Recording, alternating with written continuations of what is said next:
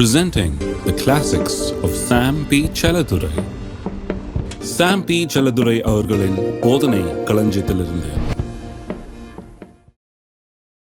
ஆதலால் பிள்ளைகளே, எனக்கு செவி கொடுங்கள், என் வழிகளை காத்து நடக்கிறவர்கள் பாக்கியவான்கள். செவி கொடுப்பது மட்டுமல்ல, கர்த்தருடைய வார்த்தையை அதன்படி அதன் வழிகளை காத்து நடக்க வேண்டியது முக்கியம். நடக்கும் போது அவர்கள் பாக்கியவான்களாய் இருக்கிறார்கள். வசனத்தை கேட்கிறோம், வசனம் மேன்மையானது, வசனம் உயர்ந்தது, இவையெல்லாம் அறிந்திருக்கிறோம். கேட்பது மட்டும் போதாது, கேட்டதன்படி நடக்கிறவர்கள் தான் பாக்கியவான்கள். கேட்கிறவர்கள் அல்ல, கேட்டதன்படி செய்கிறவர்கள் தான் கற்பாறையின் மேல் கட்டப்பட்ட வீட்டை போல உறுதியாயிருப்பார்கள். பெரு வெள்ளம் வந்து காற்று அடித்து என்ன நேர்ந்தாலும் அவருடைய வாழ்க்கை ஒன்றும் ஆவதில்லை. ஏன் என்று சொன்னால், அதன் மத்தியிலேயும் அவர்கள் நிற்கத்தக்க ஆற்றலை பெற்றிருக்கிறார்கள். ஏன்? கர்த்தருடைய வார்த்தை கேட்டு அதன்படி செய்கிறதுனாலே. எல்லாரும் சொல்லுவோம், கர்த்தருடைய வார்த்தையை கேட்டு அதன்படி செய்கிறவர்கள் பாக்கியவான்கள். 33ஆம் வசனம். நீங்கள் புத்தியை கேட்டு ஞானமடையுங்கள், அதை விட்டு விலகாதிருங்கள். என் வாசற்படியில் நித்தம் விழித்திருந்து என் கதவு நிலையருகே காத்திருந்து எனக்கு செவி கொடுக்கிற மனுஷன் பாக்கியவான். பாருங்க, ஞானத்தை பெற்றுக்கொள்வது என்பது சாதாரண காரியம் அல்ல. விலையேற பெற்ற ஒரு காரியத்தை அடைவதற்கு நாம் என்னென்ன முயற்சிகள் எடுக்க வேண்டியதாக இருக்கிறது. விலை மதிப்புள்ள காரியங்களை பெற்றுக்கொள்வதற்கு கடினமாக உழைக்க வேண்டியதாக இருக்கிறது, சம்பாதிக்க வேண்டியதாக இருக்கிறது, சேர்க்க வேண்டியதாக இருக்கிறது. மிகுந்த நாளைக்கு பிறகு, முயற்சிக்கு பிறகு நாம் அதை வாங்குகிறோம், அதை நாம் பெறுகிறோம். ஞானம் அதைவிட மேலானது, அதைவிட உயர்ந்தது.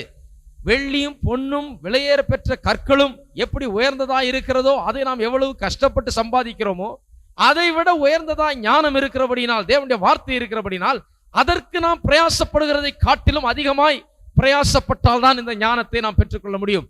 எப்படி பிரயாசப்பட வேண்டும்? அந்த வேத வசனத்தை கேட்பதற்கு நாம் செவி கொடுக்க வேண்டும். எப்படி கேட்கிறது? நல்லா கேளுங்க. எப்படி கேட்கிறது? சிலர் நினைக்கிறாங்க, எப்பாவது முடிஞ்சா போய் கேட்டு வரலாங்க. சில வாரங்களில் முடியும், சில வாரங்களில் முடியாதுங்க. 2ஆம் வாரம் அது ராபோஜனம் இருக்குது, அதுக்கு போய் கேட்டு வரலாங்க.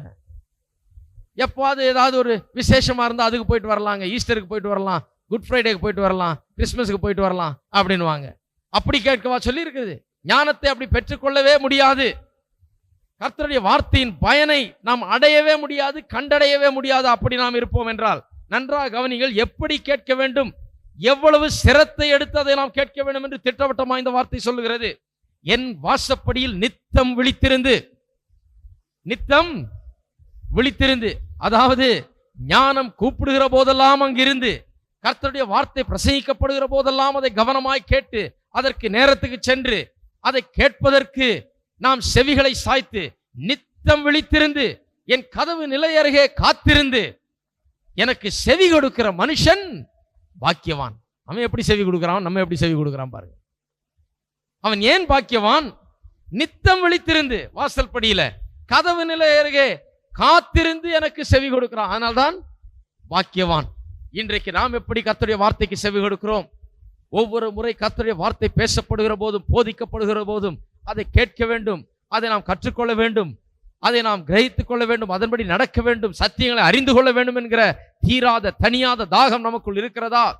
வாசற்படி அருகே காத்திருக்கிறவர்களா இருக்கிறோமா? விழித்திருக்கிறவர்களா இருக்கிறோமா? அதற்கென்று சிரத்தை எடுத்து நேரத்தை செலவழிக்கிறவர்களா இருக்கிறோமா? அப்படி செலவழித்தால் ஒழிய தேவனுடைய வார்த்தையை கற்றுக்கொள்ள முடியாது.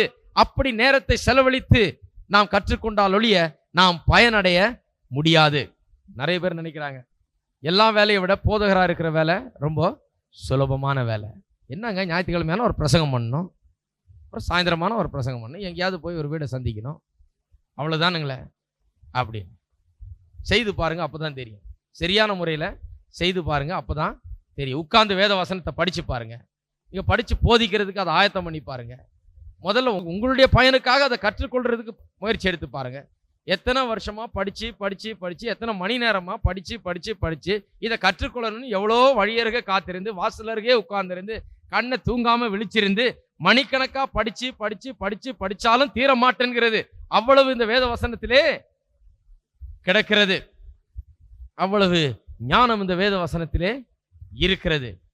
அதிலே ரொம்ப தீவிரமாய் கவனம் செலுத்துகிறவர்கள் தான் அதை கண்டடைய முடியும். வேத வசனம் திட்டவட்டமாய் சொல்லுகிறது. நீங்க நினைக்கலாம் வெறும் போதகர்கள் மட்டும்தாங்க அப்படி படிக்கணும், போதகர்கள் மட்டும்தான் அவ்வளவு கவனம் செலுத்தணும், நாங்கெல்லாம் சும்மா அப்படியே லைட்டா கேட்டு போனா போதும் அப்படின்னு நினைச்சிட்டு இருக்காங்க. நான் முதல்ல இங்க பிரசங்கம் பண்ண ஆரம்பிக்கும் போது ஒருத்தர் அப்படி சொன்னார், கொஞ்சம் லைட்டாவே பேசிருங்க, மேலால அப்படி பேசிட்டு மேலால விட்டுருங்க, நம்ம ஜனங்களுக்கு இதெல்லாம் தாக்கி பிடிக்க முடியாதுன்னு. அப்புறம் கண்டுபிடிச்சேன், இல்லை ஜனங்க இதையும் தாக்கி பிடிக்க விரும்புறாங்க, இதுக்கு மேலேயும் கேட்கறாங்கன்னு நான் கண்டுபிடிச்சேன். ஒன்றும் கஷ்டமே கிடையாது. அவங்க என்ன சொல்றாங்க, இதெல்லாம் விளங்காதுங்க, ஜனங்களுக்கு இதெல்லாம் விளங்காது. நான் கண்டுபிடிச்ச முதல் காரியம், கர்த்தருடைய வசனம் ஜனங்களுக்கு விளங்கணும், விளங்குறதுக்காக தான் இங்கே கூறப்பட்டிருக்கிறது. யதார்த்தமாய் எளிதாய் விளங்கி கொள்ளக்கூடிய ஒரு காரியம் இது. அது போதிக்கப்பட வேண்டிய காரியம். அதில் ஒன்று கடினமானது ஒன்றும் கிடையாது, அதை விளக்கி சொல்ல வேண்டும், அவ்வளவுதான். அதற்கு நேரம் எடுக்க வேண்டும். நம்முடைய வாழ்க்கையிலே கர்த்தருடைய வசனத்தை கேட்பதற்கென்று நேரத்தை சரியாக நாம் ஒதுக்கி வைத்து வாரந்தோறும் கர்த்தருடைய சபையிலேயும் நம்முடைய தனிப்பட்ட வேத ஆராய்ச்சியிலேயும் நாம் ஈடுபட்டு கர்த்தருடைய வார்த்தையை நாம் அறிந்து கொள்ள வேண்டும். அப்படி வாசற்படியில் நித்தம் விழித்திருந்து என் கதவு நிலை அருகே காத்திருந்து எனக்கு செவி கொடுக்கிற மனுஷன் பாக்கியவான். என்னை கண்டடைகிறவன் ஜீவனை கண்டடைகிறான், கர்த்தரிடத்தில் தயவும் பெறுவான்.